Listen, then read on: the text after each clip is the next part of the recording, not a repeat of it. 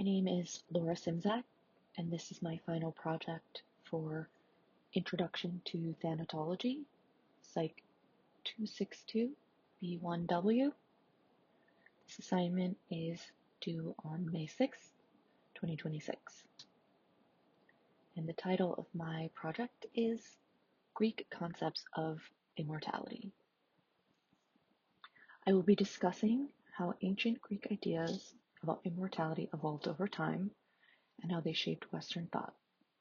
Specifically, I'll focus on how Greek philosophers shifted the idea of immortality from something collective, based on community and legacy, to something individual, centered on the soul.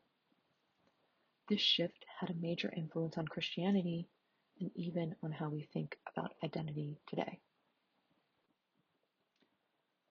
Early Greek beliefs didn't emphasize personal immortality. Instead, what mattered was how you were remembered by society. Over time, philosophers began to question this and introduce the idea that the individual soul could survive death. My main argument is that this philosophical shift laid the foundation for later religious beliefs and modern individualism.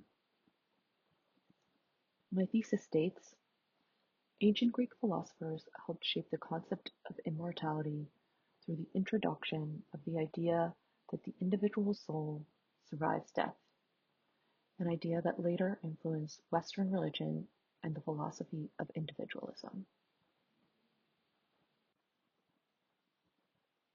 Early Greek views of the afterlife.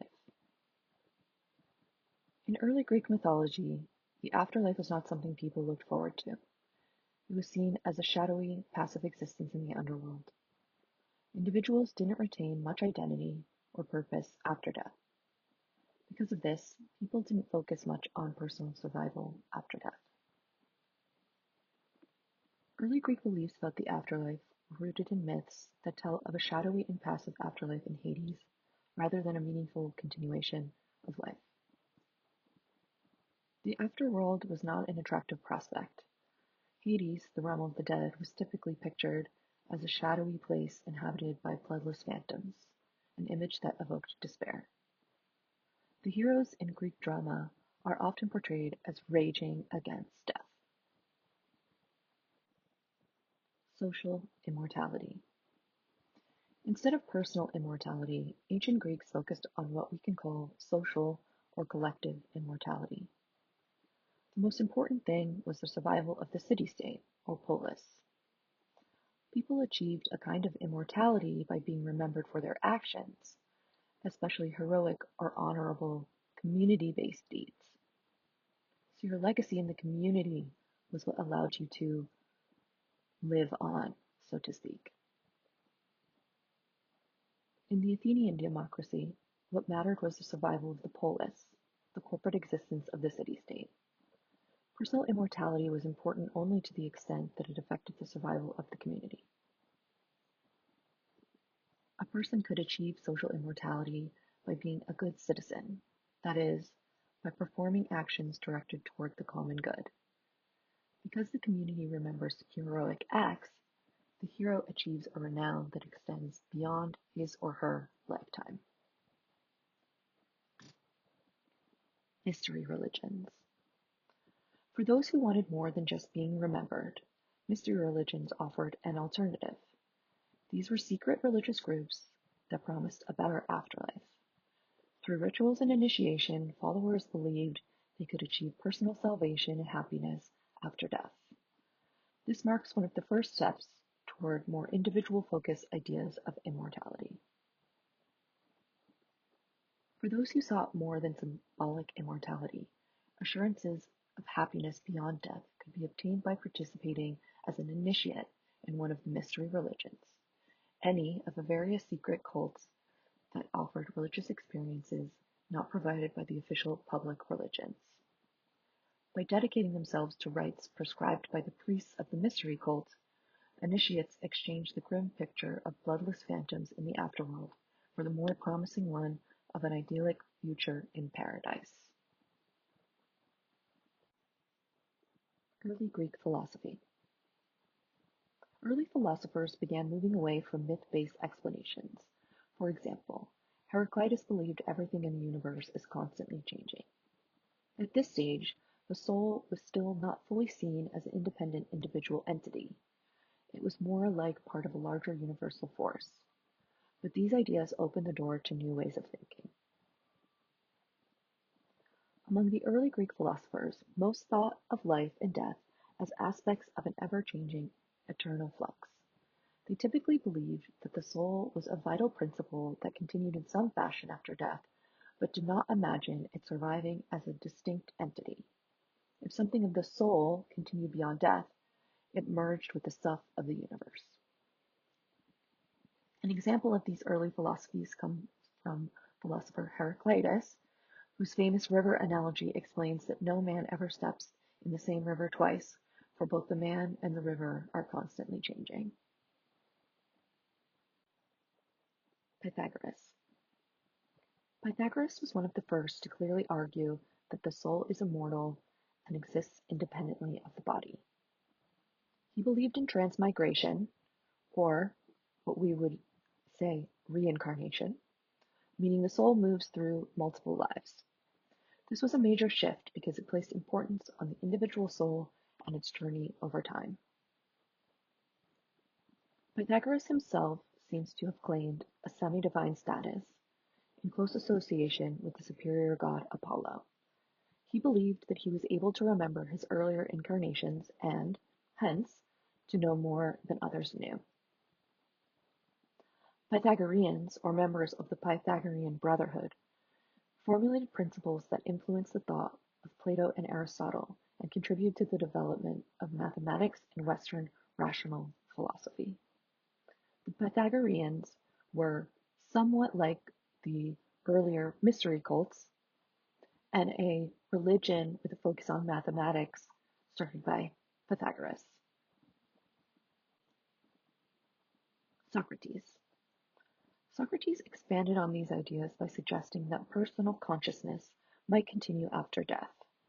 He didn't claim absolute certainty, but he proposed that death could either be a peaceful sleep or a continued existence where the soul remains aware. This further emphasized the importance of the individual self. With Socrates, there are further signs of the shift from a social immortality predicated on the life of the community to the possibility of personal survival after death. Precisely what Socrates believed is unclear, although he apparently favored the notion that the soul survives the death of the body. On his deathbed, he described a sense of anticipation at the prospect of communion with the spirits of the great in the afterworld. In the Apology, however, he describes death as either eternal bliss or dreamless sleep. Socrates' perspective suggested that a personal identity might remain beyond bodily death, which, like Pythagoras before him, emphasized the importance of the individual self and contributed to the shift from collective immortality towards a more personal, introspective understanding of existence after death. Plato. Plato developed Socrates' ideas more systematically. He argued that the soul is immortal and completely separate from the body. According to Plato, the body is temporary and subject to decay, while the soul is eternal. This strong distinction between body and soul is known as dualism. Plato expanded on Socrates' considerations of an immortal soul. In the Phaedo, Plato advanced a number of proofs that the soul is eternal and is released from the body at death. The dualism of body and soul is emphasized, and their respective fates are distinguished. Because it is mortal, the body is subject to corruption. The soul is immortal and therefore not subject to death. The Phaedo, a book by Plato, is set on the last day of Socrates' life before his self-execution, and through the character of Socrates, Plato likens the body to a prison where the soul is confined. Theory of forms. Plato also introduced the theory of forms, which says that the physical world is not the ultimate reality. Instead, true reality exists in a timeless, perfect realm of forms. The soul belongs to this higher realm and temporarily inhabits the body. Philosophy, according to Plato, is a way of preparing the soul to return to this eternal state. Humans, in Plato's view, are themselves dual beings. Each person consists of a soul and a body. The soul is the seat of reason and has an affinity with the world of forms. It is immortal, and before birth it existed in the realm of forms, where it directly apprehended them. The body, by contrast, is a physical thing belonging to the sensible world. It distracts the soul with sensory desires and pulls it away from philosophical reflection. Influence on Christianity. These Greek philosophical ideas had a strong influence on early Christianity.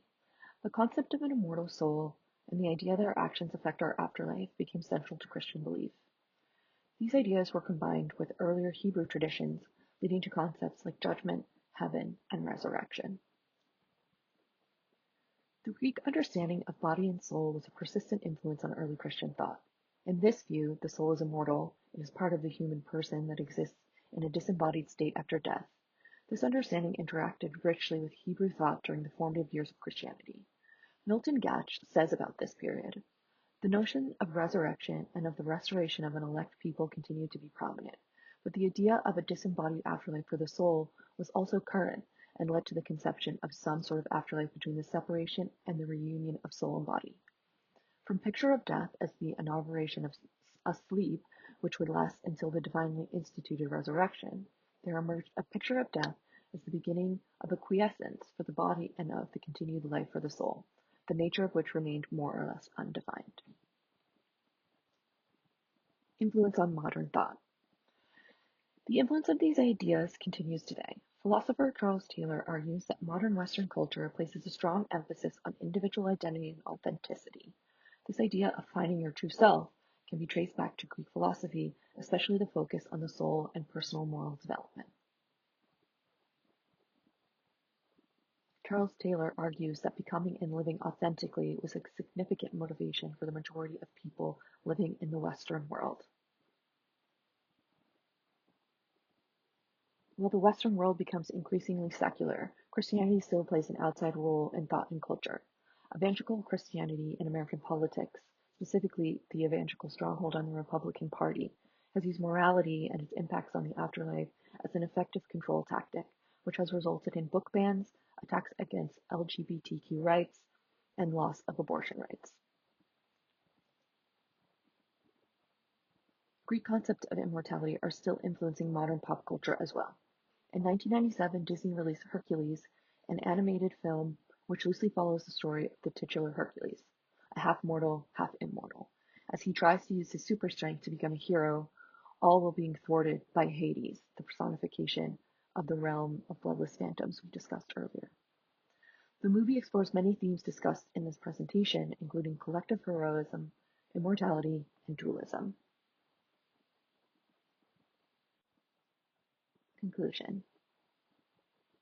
To conclude, early Greek views of the afterlife were collective and impersonal. Over time, philosophers like Pythagoras, Socrates, and Plato shifted the focus to the individual soul and its survival after death. These ideas deeply influenced Christianity and continue to shape modern views of identity and individuality. The way we think about life, death, and the self today is still connected to these ancient ideas.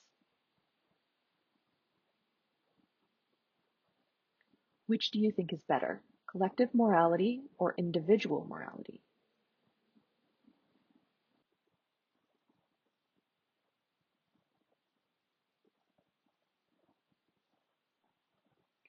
Thank you for listening. I hope you enjoyed my presentation.